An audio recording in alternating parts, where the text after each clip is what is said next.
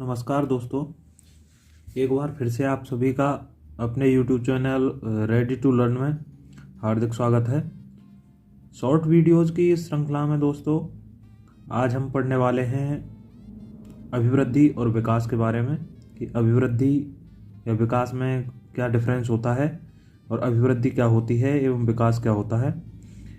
रीट में और टीचिंग के जितने भी एग्ज़ाम्स होते हैं लगभग एक क्वेश्चन इसमें से देखने को मिल ही जाता है। सामान्यतः अभिवृद्धि को विकास का पर्याय माना जाता है, परंतु ऐसा नहीं है दोस्तों। अभिवृद्धि जैसे कोई भी बच्चा है जो जन्म लेता है, तो जन्म लेने से पूर्व जो गर्भावस्था होती है, गर्भावस्था से ही शिशु में शारीरिक परिवर्तन होने लगते हैं, उसका शारीरिक विकास होने लगता है।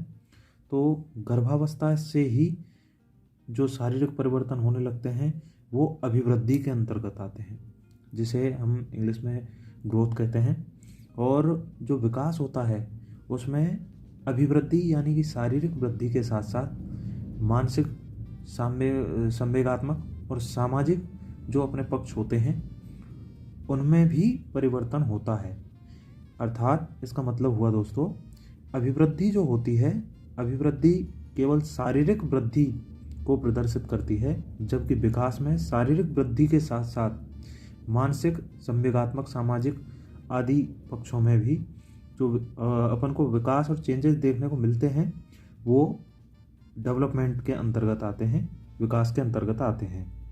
तो अभिवृद्धि क्या हुआ? अभिवृद्धि से मीन हुआ कि जो शारीरिक परिवर्तन, जितने भी शारीरिक जो अपने को चेंजेस देखने को मिलते हैं वो तो आते हैं अभिवृद्धि के अंतर्गत, और जो विकास होता है विकास के अंतर्गत शारीरिक चेंजेस के साथ साथ मानसिक, संवेगात्मक और सामाजिक आदि पहलुओं में भी परिवर्तन अपन देखते हैं, वो विकास के अंतर्गत आता है। तो दोस्तों, जब शिशु गर्भ में होता है तो गर्भावस्था के दौरान ही से ही शिशु के शारीरिक अंगों में वृद्धि देखने को मिलती है तथा यह वृद्धि निरंतर चलती रहती है। तो इस प्रकार गर्भावस्था से ही शारीरिक अंगों में होने वाली वृद्धि क्या कहलाती है? अभिवृद्धि कहलाती है। यानी कि गर्भावस्था से ही शारीरिक अंगों में होने वाली क्या कहलाती है? वृद्धि। अंगों में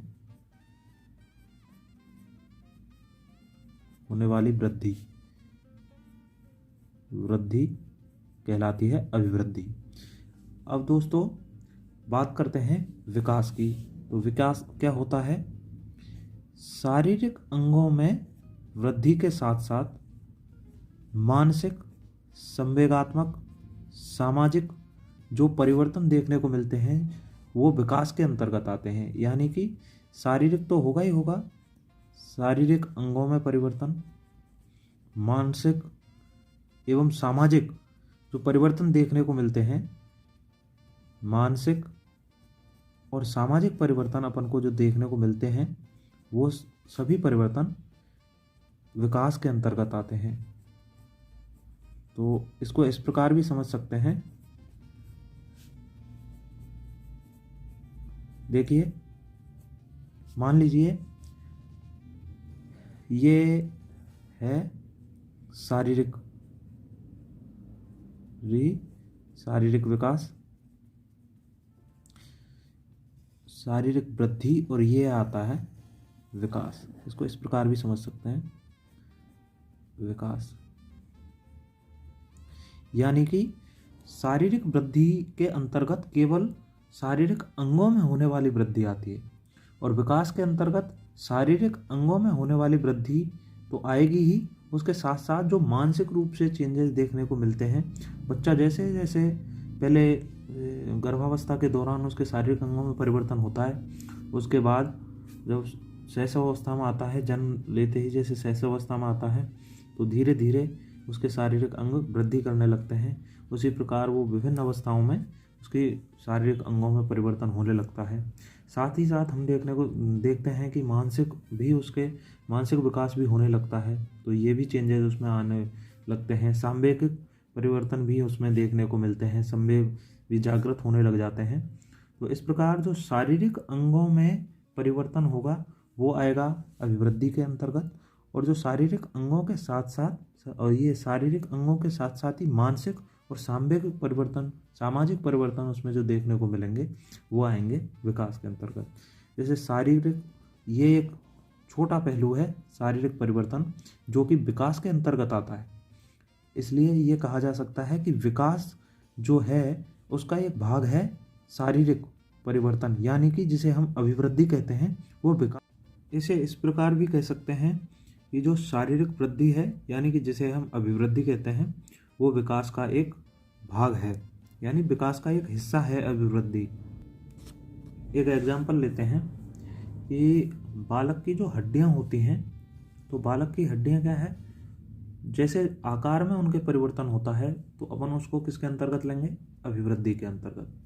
किंतु बालक की हड्डियों में आकार के साथ साथ अगर हम ये देखें कि हड्डियां कड़ी हुई हैं या हड्डियां मजबूत हुई हैं, तो इस पहलू को अपन विकास के अंतर्गत रखेंगे। इस प्रकार जो हमारे शारीरिक वृद्धि से जो परिवर्तन हमें दिखाई देते हैं उनको मापा तोला जा सकता है। जैसे शारीरिक वृद्धि होगी तो वजन में भी वृद्धि देखने को मिल सकती है, और उसकी लंबाई वगैरह उसमें भी देखने को मिलती है। तो इन्हें क्या हम माप सकते हैं दोस्तों। लेकिन जो विकास के अंतर्गत जो चेंजेस होते हैं, जैसे मानसिक परिवर्तन है, सांवेगिक परिवर्तन है, इन्हें हम महसूस तो कर सकते हैं लेकिन इन्हें माप नहीं सकते। तो ऐसी चीज़ें विकास के अंतर्गत आती हैं। इसी के साथ एक श्रीमती हरलॉग हैं, उन्होंने इसके 4 प्रकार बताए हैं कि हरलॉग के अनुसार इसके जो विकास गर्भावस्था से ही लेकर और मृत्यु तक मानव में होने वाले जो परिवर्तन हैं मुख्यतः 4 प्रकार के बताए हरलॉग ने। कितने प्रकार के? 4 प्रकार के। तो हरलॉग का कहना है कि गर्भावस्था से लेकर, शिशु जब गर्भावस्था में होता है तो गर्भावस्था से लेकर और मृत्यु तक जो भी परिवर्तन देखने को मिलते हैं वो 4 प्रकार के होते हैं। 4 प्रकार के किस प्रकार से होते हैं दोस्तों? तो उन्होंने पहला प्रकार बताया कि जो शिशु है या तो उसके आकार में परिवर्तन होगा, इसमें परिवर्तन होगा, आकार में परिवर्तन देखने को मिलेगा। अब आकार में परिवर्तन से क्या मतलब है? आकार में परिवर्तन से मतलब है दोस्तों, शिशु पहले जब गर्भावस्था में होता है उसके बाद जैसे ही उसका जन्म होता है तो उसका आकार थोड़ा सा बढ़ा हुआ दिखाई देता है, फिर धीरे धीरे शिशु बढ़ता जाता है, फिर शैशवावस्था से फिर बाल्यावस्था में आता है, फिर उसी प्रकार से उसके आकार में क्या है, हाथ पैरों में उसका शारीरिक विकास देखने को मिलता है, हाथ पैरों में वृद्धि दिखाई देने लगती है हमें। फिर उसी प्रकार फिर दूसरा जो प्रकार बताया हरलॉग ने बताया कि या तो आकार में परिवर्तन होगा पहला, या उसके होगा अनुपात में परिवर्तन। किसमें होगा? अनुपात में परिवर्तन। तो अनुपात में परिवर्तन से इनका मतलब क्या था?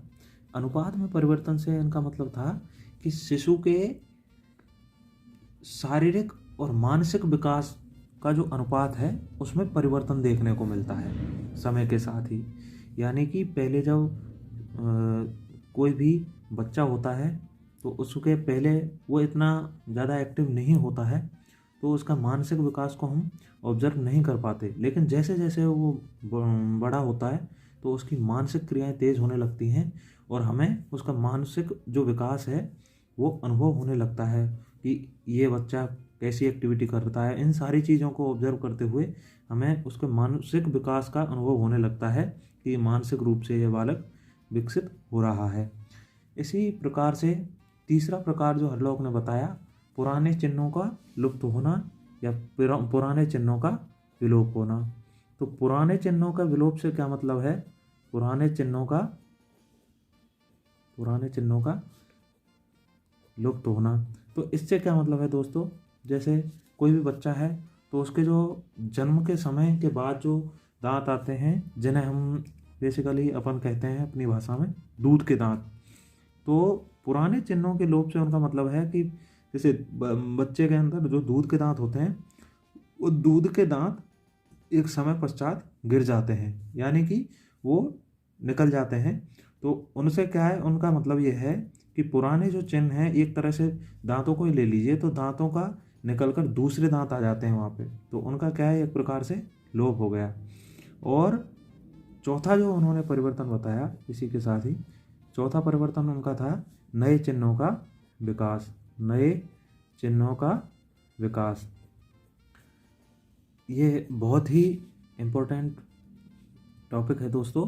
तो इसको आप अच्छे से याद कर लीजिएगा कि हरलोक ने 4 प्रकार कौन कौन से बताए। तो 4 प्रकारों में पहला प्रकार है आकार में परिवर्तन, फिर अनुपात में परिवर्तन, पुराने चिन्हों का लुप्त होना और नए चिन्हों का उदय। तो इस प्रकार से हरलोक के 4 प्रकारों की हमने बात कर ली है दोस्तों। याद रखने के लिए अपन इसको ऐसे भी याद रख सकते हैं इन 4 प्रकारों को कि आकार या अनुपात, आकार या अनुपात, पुराना जाएगा तभी तो नया आएगा। तो इस प्रकार से चारों प्रकारों को हम याद कर सकते हैं कि हरलोक ने कौन कौन से 4 प्रकार बताए। आकार हो या अनुपात, पुराना जाएगा तभी तो नया आएगा। तो इस चीज़ को आप और अच्छे से लर्न कर लीजिए दोस्तों। आगे की वीडियोज़ में हम पढ़ने वाले हैं विकास और अभिवृद्धि में जो डिफरेंसेज हैं उनको लेकर। तो ठीक है दोस्तों, मिलते हैं अगले वीडियो में, तब तक के लिए बाय बाय, धन्यवाद।